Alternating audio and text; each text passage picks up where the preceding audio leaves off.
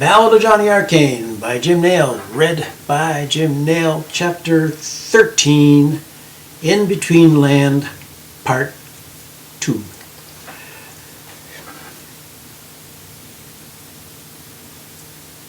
The trail resumed on the other side of the plain. It was marked by a cairn of 3 large boulders spattered with a flowstone of bird droppings. Some kind of large raptor-like bird leapt from the top boulder at his approach and lumbered its heavy body into the sky. As evening approached, Johnny began to see houses, and he grew hopeful of finding something to eat. But they were shabby houses, shacks, made mostly out of salvaged things. Broken down barn walls, cart beds with their axles intact, fence posts, gate metal, mortared field stones, and there were no gardens, and seemingly no people at first. 3 children in rags played in a pile of brush, and when they saw him, they fled in terror to a sagging sod house built up against the rise of a hill. A man with a rusty shovel dug a hole in an open field while flies swarmed around the carcass of a skinny yellow dog. Johnny stood at the fence and watched until he finally caught the man's eye. "What happened to your dog?" he asked. The man stared at him for a time, then returned to his digging without a word. He came to a small farmhouse with a porch, although the roof was sagging and collapsed in places. There was a garden in front, nothing yet ready to eat, just a froth of green covering the soil, and by the path an ancient gnarled pear tree, the last of its wrinkled winter fruit still clinging to its barely budded branches. Here was food then, and he was hungry. It would do. He had to climb in the crotch of the tree to reach the cluster of yellow pears. Just as he was about to grasp them, a noise rang from the house, a popping sound like 2 cupped hands clapping. At the same time, something whizzed through the branch above him and some leaves wafted down in front of his face. Then a ragged voice from the house. "You be getting down from there right now or I'll shoot you for real." Johnny jumped to the ground and instinctively opened his arms to reveal himself to the man. The man stood on the porch. He was very fat, and he held some kind of long pole in his hands. "I mean no harm. I was just hungry and you had fruit." "You'd best turn your back and keep walking, young man. You wouldn't be the first poacher I've killed." Johnny stood there puzzled. The menace in the man's voice was undeniable, but a field and a fence stood between them, and the man was fat and no doubt slow of motion. Surely Johnny could outrun him. "Please, sir, I haven't eaten in days. May I have some of your pears?" The man raised the stick and he appeared to break it in half, then snap it back together again whole. "You don't listen too good, do you?" He pointed the stick in Johnny's direction. An unnamed fear rose in Johnny's heart. He turned and started walking away.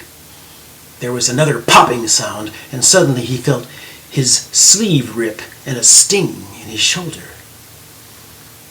"You're lucky I'm drunk," cried the man behind him. Johnny broke into a trot. He slapped at his shoulder. There was blood, but it was only a graze of the skin. His legs were weak and trembling. He pressed forward. The path crested a rise and dropped into a narrow valley choked in thorny vines. 4 small shacks stood, 2 on either side of the footway. 2 men in gray woolen shirts leaned on a railing, talking. Johnny pressed his hand to his shoulder to hide the wound, and he passed them without turning his head. They glanced at him. "Keep moving, stranger," mumbled one. Ahead, On the trail's crest stood a building. It didn't look like the others. The walls were straight, freshly milled boards, painted a bright, clean white. Rows of thin, slender windows, each beveled to a point at the top. From the distance, Johnny could see that the glass was opaque and glistened with a color from a light within. Steps led up to an arched doorway. Above the door, a tapered steeple, and in its opening hung a bell. Had to be a roadhouse, and you could tell there were people in it because there were carts outside, and even a few donkeys. And there was music. Drawing closer, he could hear voices, many voices singing in stark, open harmonies. Where there is singing, surely hearts are good, he told himself. He proceeded. At the summit, some people approached from the opposite direction, a man and a woman. The woman wore a plain gray dress, and she had some kind of white lace napkin tied to her head. The man sported a smart black jacket and a white shirt. When they saw him, the woman turned her eyes down. But the man lifted his hand to his forehead as if tipping an invisible hat. The door swung open and the music swelled out. It drew Johnny forward like one of Frankie Fulcrum's strange attractors. Before he realized it, he was inside. The clamor was deafening. People sat at benches facing the center, where a man stood waving his arms wildly. Everyone was dressed like the couple Johnny had seen outside. The women sat apart from the men. No one seemed to notice him at first, so transported were they by their singing. Some were rocking from side to side. Others raised their arms to the ceiling. There were no instruments. The voices surged and veered toward chaos. Johnny strained to make out the words.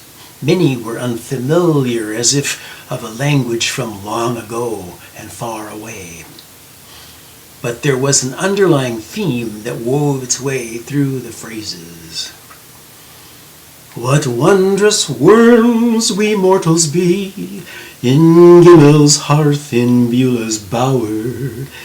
When I can read my title clear, so fades the lovely blooming flower.